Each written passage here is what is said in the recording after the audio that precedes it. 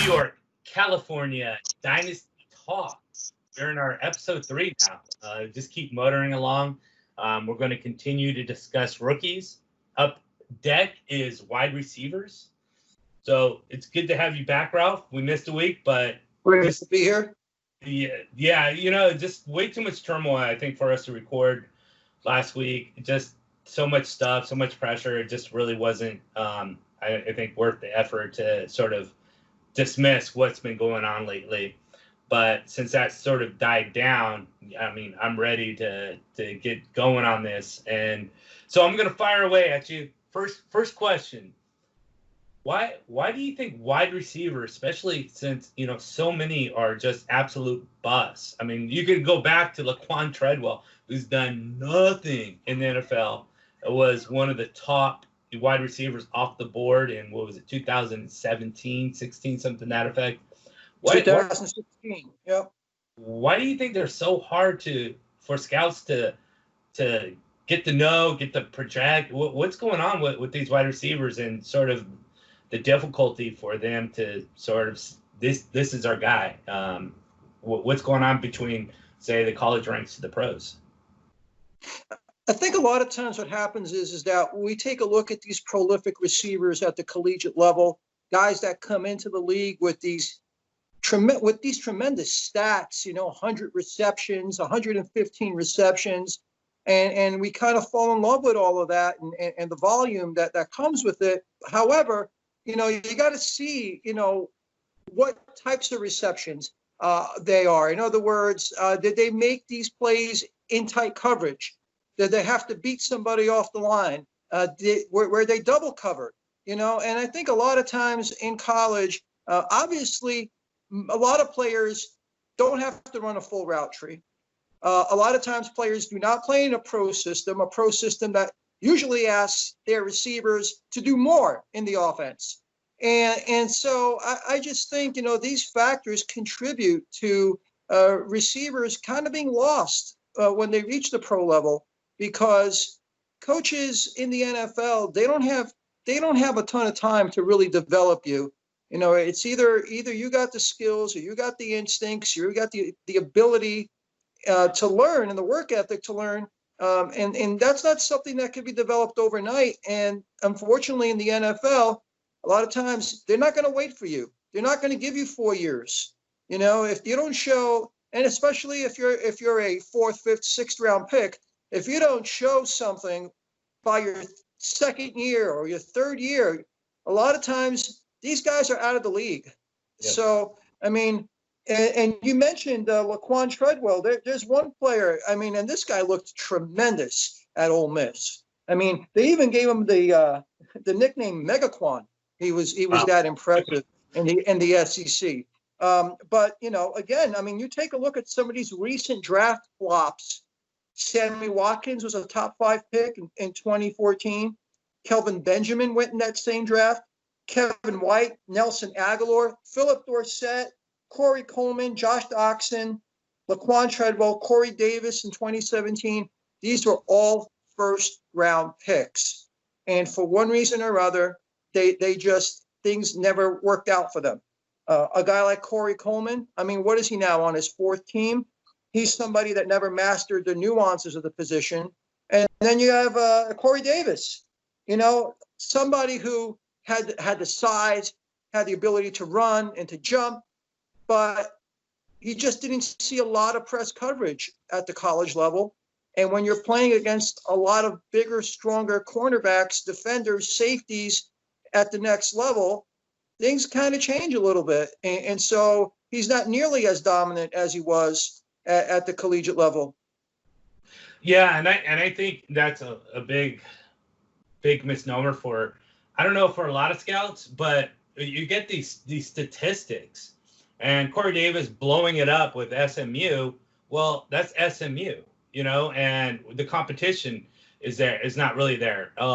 And you get these great large stats from a lot of these players, but the competition isn't allowing that stuff. So I think maybe a lot of scouts just go by, oh, well, he had 20 touchdowns and, 115 catches and 1,300 yards. But really, what did he do against those teams that really didn't matter? Where are those numbers coming from? And also, as you suggested, you don't have these DBs that are going to be right up in your face. And if you're a thin frame wide receiver like he is, like Corey Davis is, and you have these big tough DBs that are just going to be up in your face and jamming you, you're not going anywhere. And since you're not going anywhere, you're not going to catch the ball. No, these cornerbacks at the NFL level, a lot of them are benching between 400 and 450 pounds. You know, these are not lightweights we're talking about. And yeah, and so you're getting these big, strong guys, and Corey Davis isn't getting off the line, and now you have troubles. And I think that's probably one of the reasons why Tennessee's like, you know what, we're not giving you another contract. You're going to have to earn it this year, and if you don't earn it this year, then adios. He'll probably find another team. I mean, if Laquan Treadwell could find another team, I'm sure Corey Davis can find another team. Oh. But again, it's the situation of him not being able to muscle off of these DBs is just prolonging a career that probably never happened. Yeah, it's unfortunate, but you know, the fact that he was a top 5 pick, a first round pick, he'll get, as you said, a second and maybe even a third chance if necessary. Because, you know, that's the way teams are. You know, general managers are like, well, you know, I can get something out of this guy. If he was good enough to go in the first round, you know, maybe he wasn't surrounded by the right coaches. So I can get something out of him. And, you know, but even that, you know, I mean, at that point in a player's career, he's probably got another 1 or 2 seasons left before even that second team tires of him. Right. And then they start, you know, either they're out of the league or they're practice players, or who knows, maybe another XFL will pop up and they'll display their skills, you know, and then who knows, these careers last longer than they probably should. And it just falls apart. Now, speaking of wide receivers, this year is probably one of the biggest years as far as depth in the college ranks as wide receivers. Since it is a large abundance of receivers, how good are they? I mean, we obviously struggle getting to know them, but what do you think? Are we looking at another Mike Evans kind of group, or are we looking at just, as you mentioned, a Devin Funchess kind of group? Well, I mean, yeah, you had a record 13 receivers that went in the first 2 rounds this year, and a total of 37 receivers that were drafted. That's good for about like 15% of everybody altogether at all positions that were drafted. So you compare that to the prior 2 years, 2018, you had 32 receivers, 2019, 28. So you go from 32 to 28 to 37. That's a lot, and that's an indication and a reflection of the fact that there were a lot of really good receivers available in this year's draft. And, you know, the fact that, I mean, hey, you know, you had guys like KJ Hill, who went in the 7th round. Donovan Peoples-Jones went in the 6th round. James Prochet, 6th round. Gabriel Davis. These were all guys that were projected to go within the first 2 or 3 rounds during the pre-draft season. Yep. And to see, I mean, look, as a Packers fan, I was disappointed that they never took a receiver. And I kept shouting at the TV, you know, hey, KJ Hill is still out there, you know, get him in the 5th round, get him in the 6th round. But obviously the Packers had different plans. But this guy is a legitimate receiver. Played in the Big Ten, Ohio State, extremely productive, tough, physical, NFL ready, and he fell to the 7th round. So that just tells you how deep this position group was.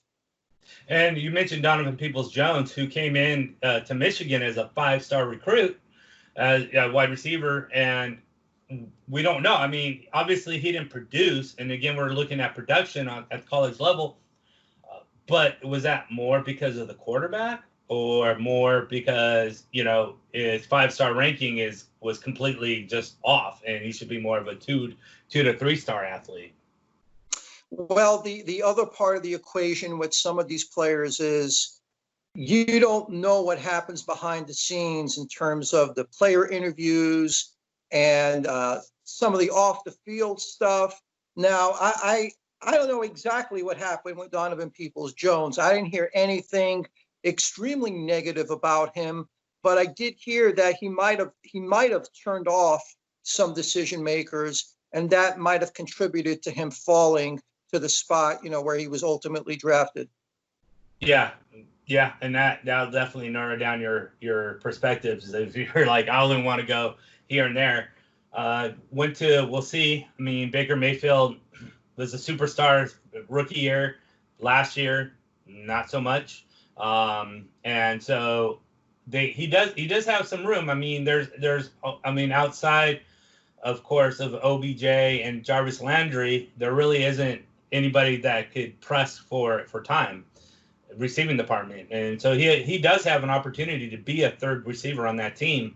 And if Baker Mayfield can turn his career around to look more like his rookie year, maybe we'll see Donovan Peoples-Jones sort of pop out and be that 5-star receiver. We'll see. Now, speaking of late draft picks, 4th round or later, who do you think is going to sort of surprise? I mean, as you mentioned, the group sort of very narrowed down right after that, sort of the end of the 2nd round. We saw very few wide receivers go off the board. But of that group, what wide receiver do you see 4th round or later that could surprise? Well, a lot of people are impressed by these players that have the big stats, or players that have those, 4.3 or 4.4 40 times. And don't get me wrong, that's always a positive. But when I look at receivers, impressive prospects who were drafted after the 4th round, 2 particular players stuck out to me. Gabriel Davis, who was taken by Buffalo, and then there was Quintez Cephas, who was taken by Detroit. If I had to pick between those 2, I would go with Cephas. To me, you're talking about a player who's sudden, he's strong, NFL ready, has got a very powerful physique. Sort of like you take a look at him, he kind of reminds me, at least physically, of somebody like an Anquan Bolden. And so I mean, we'll touch upon him later because he's in my top 10 among, or my top 12 among receivers for fantasy purposes. But just among the players who were taken after the 4th round, I mean, I think that he could be an immediate contributor. I think he lands in a good spot, and I just think that I like everything about him, from his competitiveness to his strength to his suddenness to his instincts on the field. He does everything quickly. He's got that burst and acceleration after the catch. Not necessarily somebody with long speed, but somebody who I think should be able to contribute early on. Yeah, and being in that offense, especially with Matthew Stafford, I mean, he's sort of tailing in his career. I mean, but who knows? I mean, we got quarterbacks now playing 40-something years old. But for the most part, you're looking at his age, and I think that as long as Stafford can play probably 3 to 5 more years, which I don't have any qualms about, then that offense is really built around his skill set. Yeah, absolutely. And with the Lions, I mean, there's not a lot of depth there at receiver. I mean, right. You got Kenny Golladay and Marvin Jones. Okay, those are the 2 established starting receivers on that team. But then in the slot as your number 3 receiver, you have Danny Amendola, who's always been injury prone and now is 36 years old. So even if he does have one more decent year in him, I don't see him still being on the team in 2021. So Cephas has got a great opportunity to really become an integral part of that offense, I believe. And don't forget, all the receivers you just mentioned, Golladay, Jones, Amendola, they're all in their contract year.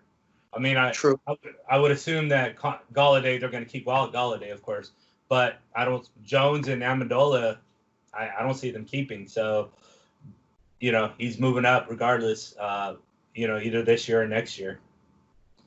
That's a great point. Since we sort of touched on high hopes after the 4th round, let's go the other way. Let's go with some negative thoughts. And which wide receiver in the first 3 rounds do you see as going to be sort of the bust out of the group? Oh, well, I mean, first 3 rounds, I don't know. I like so many of these players. I don't know if I see a definite bust, but I think going lower into the draft, I believe this player was taken in the 6th round, and I could see. I'm going to go with James Prochet, and not because I don't like the player. I just think that he ended up in the wrong situation. I think with the Ravens, I think they have a ton of talent in terms of young receivers on that team. You know, between Marquise Hollywood Hill, Miles Boykin, Willie Snead, Devin Duvernay, Chris Moore, Jaleel Scott, and then the tight ends, Andrews and Boyle. Justice Hill is also going to be used a lot in the receiving game. I just think that Prochet is got he's behind the 8 ball. I think in terms of ever really seeing the light of day on that team. Despite the fact that I do like his skill set. So I really don't have anybody within the first 3 rounds, but I would say going later into the draft, I think Prochet is really in a tough spot. Now, we sort of touched on him last night, and you correct me if I'm wrong, but you did bring up a good point about Brandon Ayuk. Could he be a bust, or do you see just his sort of his injuries being more of a hamper than him being a bust? No. I think Ayuk. I think that he is somebody that did have some off-season surgery, but overall, I don't think he's had anything serious enough that's going to be long-term. You know something? Now I do remember the conversation that we had about Laviska Shenault. Okay, Shenault, so that's what I meant. You're there right. you go. There you go. Okay, so yeah, you refreshed my memory on that. So yeah, there actually is a receiver within the first 3 rounds that I think will disappoint, and I have a lot of doubts about. Chenault is the type of guy who's multifaceted, big receiver, explosive. To me, I think that he kind of reminds me a little bit of Percy Harvin when he came out. However, like Percy Harvin, he also comes with a ton of physical issues, and durability issues. And so to me, I think that if he had trouble staying healthy at the collegiate level, I don't see him being healthy long-term in the NFL. And for fantasy purposes, that is just not the player I want to take a chance with. I know from the outset, hey, look, a lot of these guys are risks. A lot of these guys are maybes. But when I know from the outset that this player has a ton of physical stuff that he's dealing with, then I'd rather not deal with it. Yeah, it's already hard enough to break through in the NFL, as we talked about, especially for wide receivers. And then when you're already throwing that, it's hard to break through on top of injuries. You're really starting from farther back, and it's just so difficult to break through as it is. But then injuries on top of it, yeah, not good. Which wide receiver did you feel had the best landing spot? The best landing spot, I would say Jalen Reagor. Jalen Reagor, because number one, there was a real need for him. For the team for more speed. I mean, you take a look at the situation that the Eagles were in last year, where they had Alshon Jeffrey who missed part of the season, Deshaun Jackson who missed most of the season, and so they were left with nothing at the end. They had guys like Greg Ward, Deontay Burnett catching passes. Right. So I think the fact that he lands on a team with Coach Doug Peterson, who, love him or hate him, I think that Peterson has proven that he could draw up a really good game plan, even with a decimated roster. I give him a lot of credit for coaching up the team, coaching up the players that he had against all odds last year. They went on that run and they made the playoffs. Dallas had a much better team, I believe, by the end of the year, when you factor in all the injuries, I think Dallas had the much more talented team, especially offensively. And yet, because of Peterson, and let's give Carson Wentz some credit too.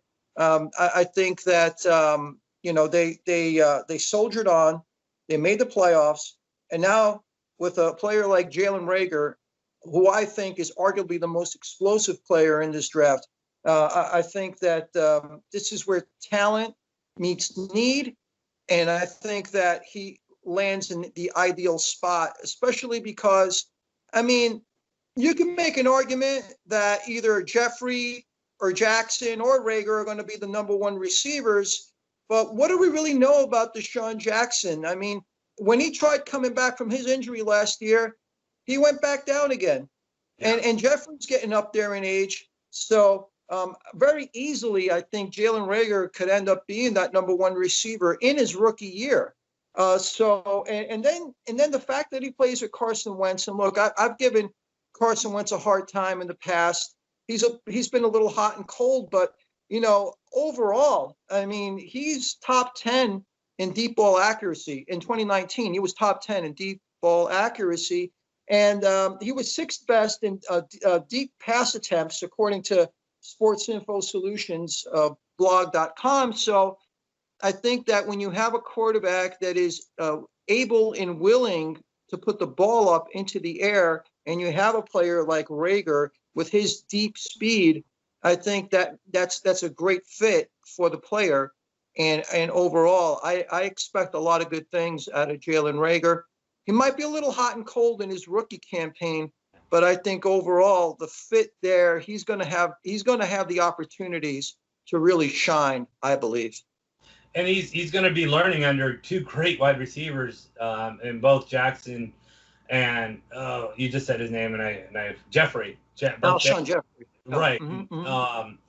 And then, as you also mentioned, those guys are always hurt. So I think with a mixture of mentorship and playing time, he's going to explode. And like you said, maybe this year he's not going to have the greatest volume because of those two guys. But we also don't know. He might have the greatest volume because those two guys could easily be out for 8 to 10 weeks. Sure. And so, and the other thing is that, even as a deep weapon or as an underneath weapon, defenses just can't stick two guys on him because they have other weapons. They do have Zach Ertz. They have Dallas Goedert. Miles Sanders is another player who can make plays out of the backfield. And so the fact that he's surrounded by so much talent, I think is only going to help him down the road. Yeah, exactly. And now on the flip side, which wide receiver do you think is talented, really talented, but is just in a bad spot? Yeah, I mentioned him before, James Prochet. I think with the Ravens, with so much that they have there in terms of young receivers, I think he's just buried. I don't see him doing anything anytime soon. Now, I'll throw a little curveball to you. What about CeeDee Lamb being on the Cowboys? Is that maybe a bad landing spot? No. Well, I think it could be viewed as a bad landing spot in his rookie year, but I think eventually he will rise and he'll be that number one receiver. Just because, CeeDee Lamb, I think that even if he would have ended up let's say on a team like Philadelphia, where he would have had more of a chance to be the guy in his first year, I also think CeeDee Lamb is a little raw. He's a little rough around the edges. And so in terms of his route running, in terms of the scheme that he played in at the collegiate level, I just think that he still has a lot to learn. And so, yeah, I think that for fantasy purposes, in his first year, I view him as a fantasy wide receiver 4. And if you expect more out of him, I think you'll be disappointed. But I think down the road, I think that's when you'll start seeing him really blossom as that primary guy in Big D. Yeah, I mean, he definitely has that talent, and I was shocked that he fell that far, to be honest with you. But let's get to the rankings. And number one, Number one guy off the board. And I went back and forth with this, and I ended up basically agreeing with you because it's just way too difficult to sort of decipher between Jerry Jeudy and CeeDee Lamb. And we both, I think, agree that Jerry Jeudy is the number one guy. Let's talk about how great route runner in a terrific offense. Let's talk about him, maybe Drew Lock, and what we expect out of him. Yeah, I mean, to me, Jerry Jeudy is like the supreme ankle breaker. I mean, if you try to defend this guy, it's just going to be a nightmare. Put up back-to-back 1,000-yard seasons in Tuscaloosa, double-digit touchdowns in 2018 and 2019. I mean, some of the things you like about him, he's a sudden player, elite change of direction skills, loose hips, and he's got those like head and shoulder fakes and a wide variety of releases off the line that just make him impossible to contain. So beating press man coverage at the next level, I don't think that's going to be a concern for him. And I mean, he played in a pro style. He played also in a wide open spread attack as well. And he was already running NFL routes as a college player. And so I think that makes him ready just to explode as in his first year as a rookie with the Denver Broncos. He understands spacing. He can find holes in zone coverage. So I think he can beat man. He could beat zone. I think he could get open immediately on those underneath routes. He's got that stop and go quickness, but he also has the long speed to get open on the deeper routes. He can line up inside, outside. I think that what's going to happen there with the Denver Broncos is Drew Lock is going to realize how easy it's going to be to get Jeudy the ball on basically every pass play. He's going to be the go-to guy. He's going to be, because to me, when I watch Jerry Jeudy, he reminds me of Antonio Brown. So he is going to be that go-to guy where Courtland Sutton, I think within the first few games, is going to take a back seat to Jeudy. Jeudy is going to become the wide receiver one. And the fact that they drafted KJ Hamler, which, I'll get to later in the show as well, I think that it's only going to help him with, Hamler being sort of the guy who stretches out the defense and leaves more openings in the short to intermediate game. So overall, I mean, Jeudy, to me, he is the complete package. Now, if there are any concerns about him, it's the fact that, he had some drops. He had an 8.4% drop rate at Alabama. So that might concern some people. The other thing that you heard about him during the pre-draft process was the fact that he dealt with some knee issues in the past. And that sort of alarmed a few of the decision makers in the NFL. But a lot of times when you hear these things a few weeks before the draft, you don't know if it's real, or you don't know if it's because like certain people just want to scare off certain teams and they just want, Jeudy to drop to them. So I don't think it's enough to really cause like any concern about this player in terms of his potential. I think Jeudy is going to be a stud from day one. Yeah, I think we're sort of seeing eye to eye here. Not only is he in a great offense that's going to spread the defense very wide, but you also have Courtland Sutton clearing room for Jerry Jeudy underneath. And to me, especially in PPR leagues, I'm even willing to go on not only this year but the future in PPR leagues that Jerry Jeudy's outperforming Courtland Sutton. Am I crazy to think that, or no? Not at all. So yeah, I think we both agree with that. That really Jerry Jeudy is the prize in this offense. Yeah, and again, when Locke sees him just so easily getting open on each and every play, he'd have to be a fool not to get him the ball. Right, and plus he doesn't have to throw it 40 yards down the field to get it to Sutton. He just has to throw it, 10 to 12 to Jeudy and watch Jeudy do the rest. Mm-hmm. And then that leaves, of course, our next guy, and we touched on him a little bit, CeeDee Lamb as our number 2 wide receiver.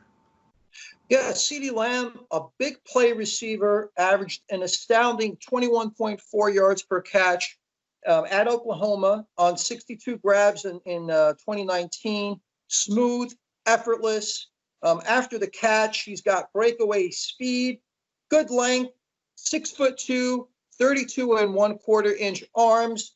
And the thing that you like about Lamb is that he was a huge factor on contested balls. He's strong, he's physical. He's hard to bring down in the open field. And that's not only because he's strong and he's physical, he also runs with great balance. So you like that about him. He attacks the ball. He has that confidence, that aggressive mindset that you like. He was great on those back shoulder fades, tunnel screens. But to me, like as I mentioned before, the difference between Jeudy and CeeDee Lamb is that I think CeeDee Lamb, he's not that sort of like start and stop type of guy. He's not as shifty. He's more of a big play receiver, more of a long strider, who can make plays deep, but not more of a straight line runner, I should say. Not as shifty as Jeudy is, and so. I think he still has to master some things. I don't think he ran the full route tree at Oklahoma. They got him the ball in space. They got him the ball on while he was on the run, and so I think there are some things that he is going to have to refine in the NFL. So I don't see him being a stud from immediately from day one, but I think that with the proper coaching. And I think the fact that he is surrounded by, so much talent, has got a good quarterback in Dak Prescott. I think sooner rather than later, he'll be more of a factor, more so in year 2 than in year 1. Yeah, I agree. Year 1 is probably going to be a wash for him just because how do you distinguish between throwing to Amari Cooper and then you have Michael Gallup and then you have a rookie CeeDee Lamb? And the way Dak Prescott works is that he trusts the guys that can run those routes pristinely. And, Michael Gallup can do it. Of course, Cooper can do it. He's probably one of the best in the NFL at it. But as you mentioned, there are some problems with CeeDee Lamb, route tree limitations, the fact that he, even though he does have a good 9 route, the other ones are sort of, and I see it more future-wise, maybe 3 to 4 years down the line. I'm even more probably negative on him than you are, but the talent is there. We'll see what happens with Amari Cooper. He signed that big fat contract over the offseason, I think, for 5 years. So they're locked in with him. It's going to be interesting to see, but CeeDee Lamb falling to the Dallas Cowboys, to me, kind of reminded me of Randy Moss falling to the Minnesota Vikings so late and just getting this extreme talent that even though the Vikings didn't really have a need for Randy Moss, you're getting such a great talent that it's hard to pass up. Yeah, right. It's sort of even comparable to the Packers taking Aaron Rodgers where they took him back in 2005. Exactly. So yeah, when you have, that type of player who is a top 5 talent and he's there for you in the 20s, I mean, you're going to pounce on a player like that. Yeah, absolutely. And third, I kind of disagree with this one, but he's not too far off my list. And it's very surprising how he was the first wide receiver off the board, Henry Ruggs. I actually thought that Jerry Jeudy would be a better fit for the Raiders, but they want, to honor Al Davis. I don't know what, but Henry Ruggs to the Raiders. Yeah, so in Henry Ruggs, you're talking about a 5'11", 190-pound receiver who, I mean, you talk about measurables, a 42-inch vertical, a 4.27 in the 40, somebody who just explodes off the line of scrimmage. He creates that instant separation. I think, maybe somebody who hasn't really watched him, they look at his speed and they look at his size and they look at the way he can fly down the field. They automatically think, well, he's going to be a deep threat. But, he's actually somebody who made a lot of his plays underneath and gained a lot of his yards after the catch. But he was surrounded by a lot of really good players. I mean, besides Jerry Jeudy, He was in the same offense as Jalen Waddle, Devonta Smith. And so because of that, he really didn't have huge numbers, 40 receptions and a little bit over 700 yards in 2019, 746 yards.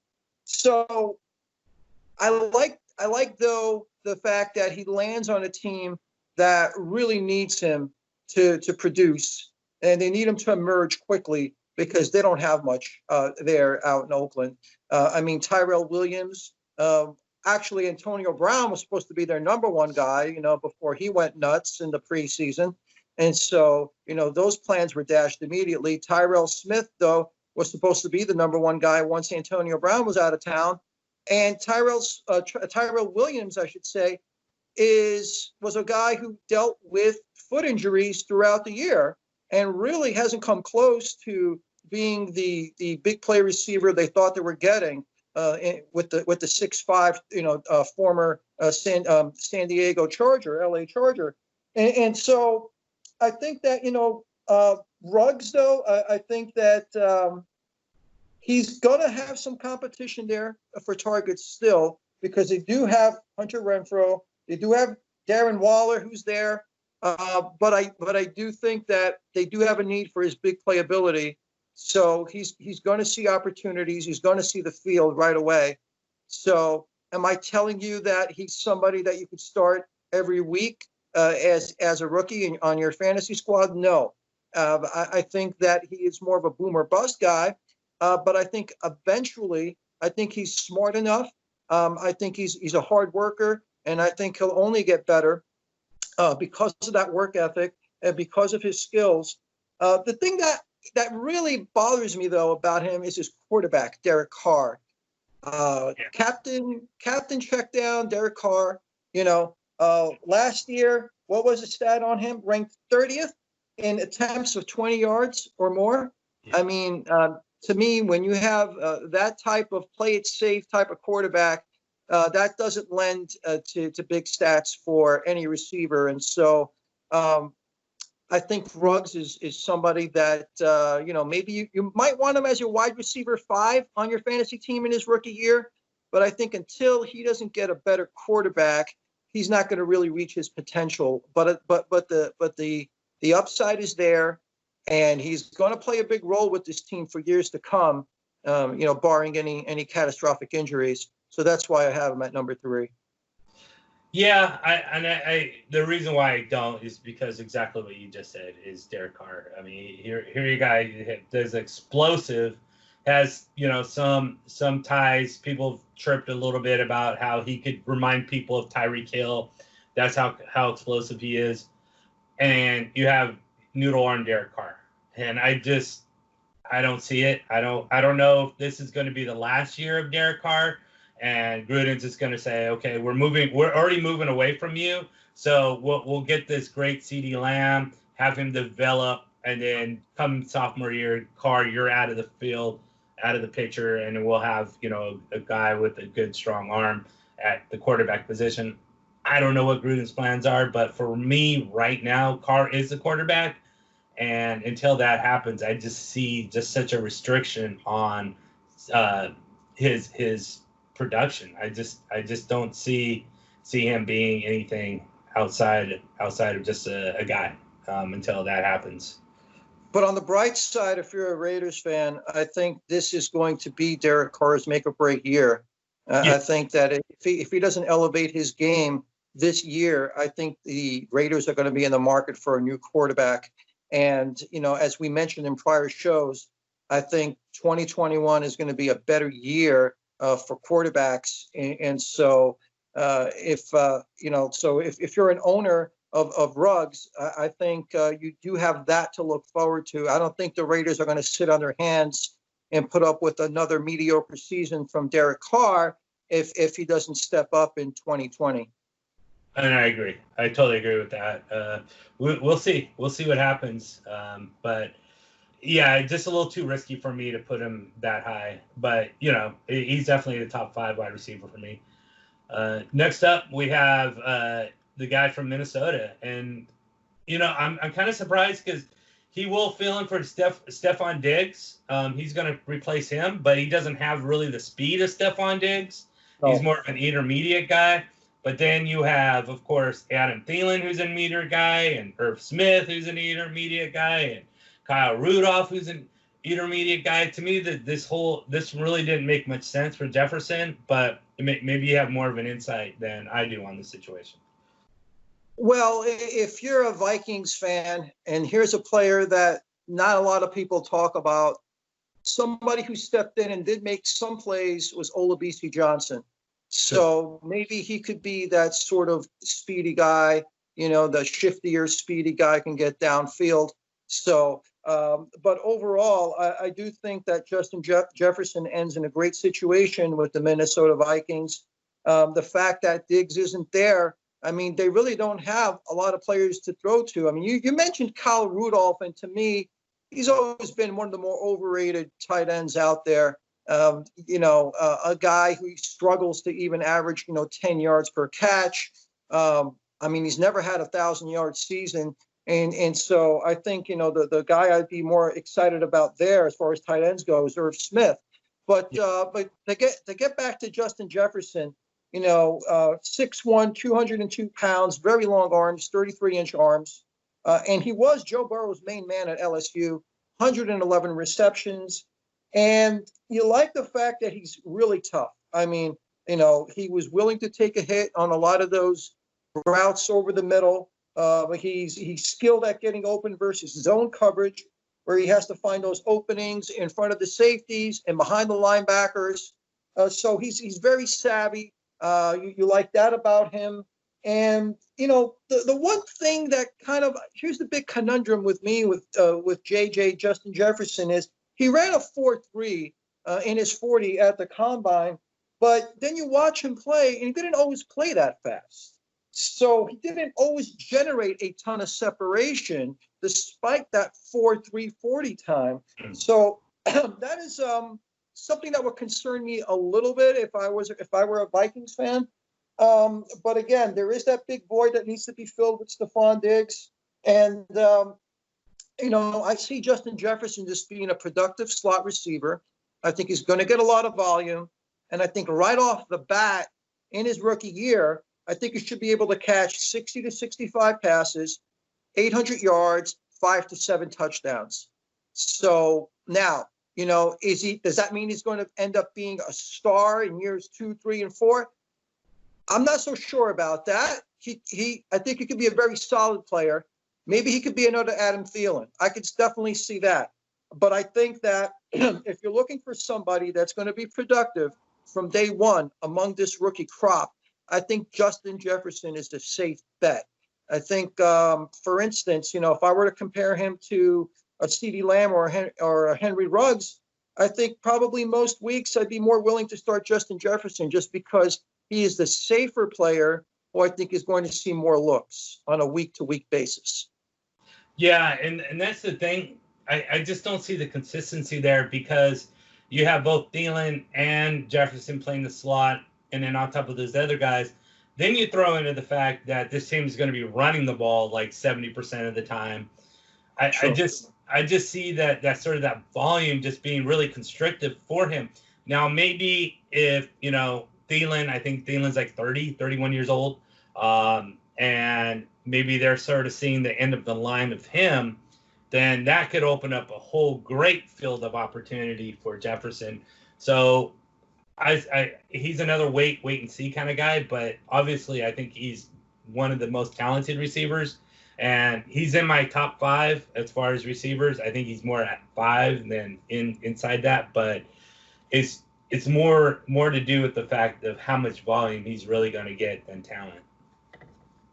Yeah, well, I think that Thielen is versatile enough to where he can line up outside, and he's a good route runner, and he's got size. So I think if they were to pick, which guy's going to play inside and which guy's going to play out, I think more times than not it's probably going to be Jefferson in the slot and Thielen who's going to line up outside. That would be my guess. And I can see that easily. Thielen has probably more of the size. And then you say he's talking about route running capability as we did with Cooper. Thielen's not really all that far behind Cooper as far as route running. He's easily one of the best in the NFL at route running. So I could see them moving around a lot, moving pieces on that offensive line, putting Thielen where he's going to maximize his talent the most, and Jefferson the same. We'll see. I like Jefferson a lot. I just don't know if the volume's going to be there, but as way you're planning, it very well could be as well. Another person who's sort of stuck with a lot of moving pieces, and he's my third on my list, and number 5 on yours, I believe, is Michael Pittman. Yeah, Michael Pittman Jr., big 6'4" receiver. He plays big. He works his way through traffic. He maintains a good pad level. He out leverages opponents, tracks it well. So I think the reason why I like him in Indianapolis and the spot where he landed is because he has a quarterback like Phillip Rivers, who, love him or hate him, Phillip Rivers, he's not afraid of taking chances downfield. I could see Rivers throwing him a lot of those 50-50 balls where he's going to take advantage of Pittman's size and is going to give him an opportunity to come down with a lot of big plays. What you like about Pittman is the fact that he has tremendous hands, only 5 drops in 176 catchable passes that were thrown to him per PFF. So you like that about him. He can go up and get it. Kind of reminds me a little bit of a young Alshon Jeffrey, if you will. Sure. So the one thing that the one question I had with Pittman is that in the Senior Bowl during practices, he got locked up a lot. He got locked up on his routes. So that leads me to question whether or not he'll be strong enough to sort of fend off those defenders, those DBs at the next level. That is something that I'm curious about, because at the collegiate level, he did look like a guy who's physical and a guy that can run through tackles and make those contested catches. So, and overall, he does land in a favorable situation. I think, T.Y. Hilton is still there. Campbell, I think they're going to provide the speed, and he's also going to be backed up by a solid running game. So I think Pittman is. I'm not saying he's going to be the number 1 receiver there in Indy right away, but I do see him playing a big role in that offense. And so upside, I don't think he has the upside of a Ruggs. I don't think he has the upside of a CeeDee Lamb, but I think he could be a very solid player, a guy who's going to be a factor in the red zone, a guy who can make a lot of those jump ball plays. And so he is a very, very, very solid rookie prospect, in my opinion, and that's why he's number 5 on my list. And I agree. Paris Campbell. To me, I think Paris Campbell is going to be more of the gadget kind of guy, like a Deebo Samuel kind of dude that is going to be involved in the run and the pass. And so he's more of that type. T.Y. Hilton, of course, is the number 1 guy on that team, but he's getting old, and injuries has mounted up on him the last couple of seasons. He's already sort of been, one of those guys that have been hurt, but I think as he's getting older, he's missing more time. So Pittman is definitely the number 2 guy on this team, and is going to do everything you say. I really like Rivers, as you mentioned. Now he's going to be behind an offensive wall and not a sieve. So he'll have time to drop back and throw the ball deep and accurate, which Brissett couldn't do. So that offense is going to open up a lot more. Secondly, it's a struggle to me is how are they going to be more of a throwing offense? Or are they going to be more like they were last year and the years before with Frank Reich, where it's Jonathan Taylor kind of time, Marlon Mack kind of time, and just ball, run, and then throw the deep ball as the defense is moving forward, trying to protect, get up and block that run.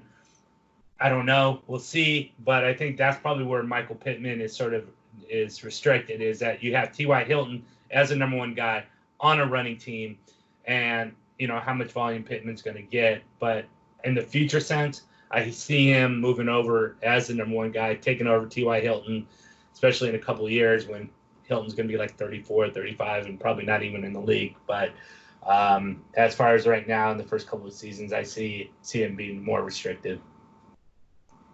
Right. And the other thing you have to take into account is, with Phillip Rivers, is he does like utilizing his tight ends a lot also. So Jack Doyle, if he stays healthy, and that's always a 50-50 proposition, if he's on the field, I think he's going to see the ball a lot too. I remember what was it? When we did with Typhoon, what was it, maybe 3 or 4 years ago? When we did that podcast with Typhoon. Yeah, right. And one of the topics, of course, because I'm a Colt fan, is we talked about Jack Doyle, and we debated about Jack Doyle not being anything. Typhoon and I were like, no, Jack Doyle's not anything. And you're like, no, this dude's gonna stick around. This dude has got the it factor, he's gonna catch balls, and we're like, no, you don't know what you're talking about. But I guess you were right. 3 years, well, 3 years down the line. I never thought he was going to be a spectacular receiver, but he's just somebody who knows how to get open. He knows how to get open. He knows how to, make those field stretching, third down, 7-yard plays across the middle, those types of things. So he's a solid player, and so with Rivers, you've seen him in the past, him and Gates hooking up all those years in San Diego. I think that, he's going to utilize Doyle if he's healthy enough. And then also refresh my memory. Who is the receiver they just picked up from I should say the tight end they just picked up from the Chicago Bears? Former Eagle too. He was with Frank Reich and the Eagles. Oh Lord, I can't think of the name. Right. He's a good second tight end. I think he could play a big role there too. I think he was just in a bad spot with the Chicago Bears. Yeah, well, with the Bears, everybody's in a bad spot. So I think him coming over to Indianapolis and being with Frank Reich again, he knows the offense, and it's good because the Colts do run a 2 tight end set. They run a lot of 12 personnel, so I think it's a good call. I think he's going to be very well. Of course, he's not like fantasy, but NFL is going to help the team.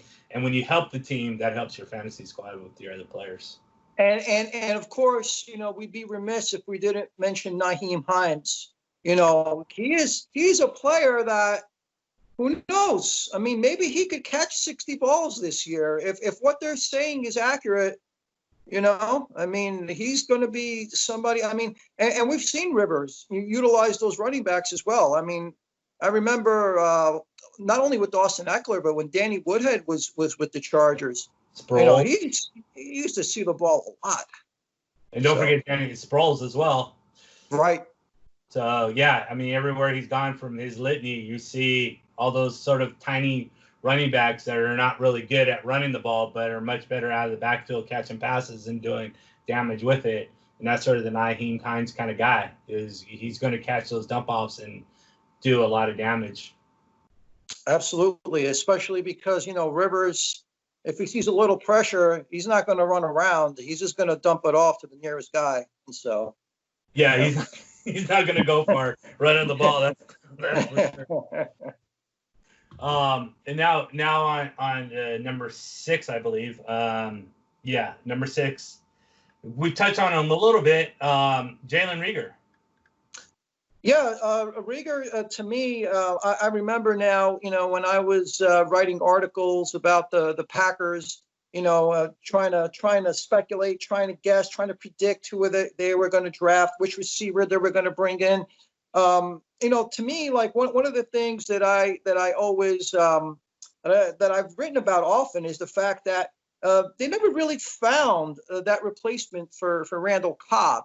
That slot guy, that tough slot guy. And so I was really hoping that the Packers were going to end up drafting Jalen Reagor, because to me, I think he profiles a lot like a Randall Cobb with even more speed. And so arguably, to me, when I watched Reagor at TCU, the most entertaining receiver of this 2020 draft class, has ungodly acceleration, was a flat-out terror to defend on a lot of those bubble screens. And the way he just effortlessly changes directions. And what I really like about him, and I've mentioned this in the past, is the fact that he doesn't gear down when he's running at full speed and he's changing directions like a lot of other receivers or running backs. He maintains that speed all the way through. And so I think that's what allows him to make a lot of those big plays. Physically, 5'11", about 200 pounds. I think he's stronger than a lot of people might think he is. There was actually an article out there a couple of weeks before he was drafted where he was talking about how he does about like 800 push-ups a day, which is nuts, but he's not a wimp. And he's also very good in contested catch situations. He can get open deep as well. So I think that, he's versatile. He can be used in a number of ways. And I think that when you have a creative coach like Doug Peterson, he's going to find ways. He's going to create ways to get the ball in his hands. And that's what has me so excited about Jalen Reagor. So especially if you're in one of those fantasy performance leagues where they credit you for plays of over 40 yards, I think Jalen Reagor is somebody that he could be a game winner on a week-to-week basis because I think that he'll make a lot of those 40, 50, 60-yard plays. Yeah, he's one that I'm really excited about outside of like Jerry Jeudy and some of the others. He's really on top of my list as far as someone you can get later in the draft, but also in a great spot and in a great, dynasty spot as well. So not only for this year, but down the line. So I'm really excited about him. I think he fits perfectly with that Eagles offense. And yeah, I don't disagree with you at all on him. Number 8, we have Mr. I'm actually up to number 7 right now. Oh, I'm sorry. You're right. Number 7, Brandon Ayuk. Yeah. So he ends up dropping, I should say, to the San Francisco 49ers. Actually, I said before I was hoping that Reagor was going to end up on the Packers, and I was already thinking ahead. Well, if the Packers don't get Reagor, the second guy on my list would be Brandon Ayuk. A lot of intriguing traits with this receiver. Speed. He's got the stop and go burst to gain separation on short, intermediate, and deep routes. You like the fact that he played in a pro style system at Arizona State. So, with the 49ers, where they're going to ask you to do a lot of things. They might ask him to block a lot. They might ask him to do a lot of things that receivers are not normally required to do. I think he is going to be a great fit there. He has great footwork, allows him, to be masterful in beating those DBs on double moves. And in terms of catching the ball, and this is where he's actually better than Reagor. One area where he's, I think, vastly superior than Reagor is his hands. I think he's a much more shorthanded than Reagor was at the college level. And I think actually Ayuk has got like pillow-like hands, some of the quietest mitts you'll ever see on those high-velocity throws. So as a matter of fact, I believe he ranked 8th overall in the draft class by catching 90% of catchable balls that were thrown to him. And the other thing is that he's a very good on special teams, a very good return man as well. So despite checking in at only about 5'11", he does have 33.5-inch arms. He's got a really big wingspan, about 80 inches for a guy who is 5'11". I mean, that's pretty impressive as well. So what to expect out of Brandon Ayuk? I think that initially, as we all know, that offense is going to go through George Kittle in terms of the passing game, and also you have Debo as well, who I think is clearly going to emerge as the number 1 receiver. So I think initially in his first year, at least the first half of the year, I think Ayuk should see maybe between 3 and 5 targets a game right off the bat. Not a lot, not a whole heck of a lot. Could make a big play here and there. But I think that eventually he will be the number 2 guy. Definitely in his second year, maybe in the second half of the first year. But I wouldn't expect the world out of him in his rookie year. But I love his potential down the road, though. I think you hit on it. I like the fact when Manuel Sanders left, he's sort of going to step into that role. We don't know about Jalen Hurd. He was chosen in the third round a couple of years ago. What is he going to really be? We don't know. But and then you have Hendrick. Yeah, and so I don't know, who knows about him. There's just a lot of guessing game going on, but I really think that Ayuk is more certain, more of a player that they can count on to fill that sort of that Emmanuel Sanders role, and be that deep guy that they're going to put a lot of faith into, which is good. But of course, as you also mentioned, that this is a team that runs, and then throws the ball to George Kittle. So what is really the volume going to be outside of a few explosive plays? And I think that's where he's just limited. Well, see, here's the thing, though. Jimmy Garoppolo, I know that he is, 28, maybe 29 years old at this point. I think a lot of people assume that because of his age, a lot of people assume that he does have a lot of experience, but he doesn't in terms of, actual playing time. I think, if you compare them, even though Mahomes is a much younger player, I think Mahomes has more pass attempts. He's got more playing time, more actual playing experience than Garoppolo. So although, they played it conservatively last year in 2019, I think that was also because I don't think maybe they had full confidence in Garoppolo, taking over games, so they played it safe. But I think down the road, considering the contract that they gave him, they're going to be expecting more out of him. So when you take a player like Ayuk and you got, Kendrick Bourne, and you got Deebo Samuel, and you got good tight ends, I think at some point, they're going to have to take that bubble wrap off of, or take the handcuffs off of Garoppolo, and they're going to, expect a little bit more out of him. So I think going down the road, I would be pretty excited about Ayuk. I don't think this is going to be that same type of. They're always going to be run based, but not quite to the degree they were this past season. Yeah, and I totally agree. So question for you. We're at, I think, number 8 wide receiver. We have probably another 8 to go. Let's do a second part, wide receiver part 2. Unless you want to touch on T. Higgins and then do the second part. It's up to you. You want to finish with T. Higgins, or do you want to start with T. Higgins next week? Yeah, let's hold off on Higgins and the rest of those receivers, and we can talk in more detail about those other guys. Definitely, for sure. Sounds good. Okay, so you can follow me at RFL Red Zone. Follow Ralph at Reverend Ralph on Twitter. And everybody have a great day. Have a great weekend. Stay safe. Stay PPP safe. And then hit like, subscribe, and all that good stuff.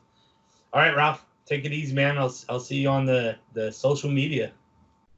Definitely, man. Good talking to you. Same here. Take care, bro. Bye.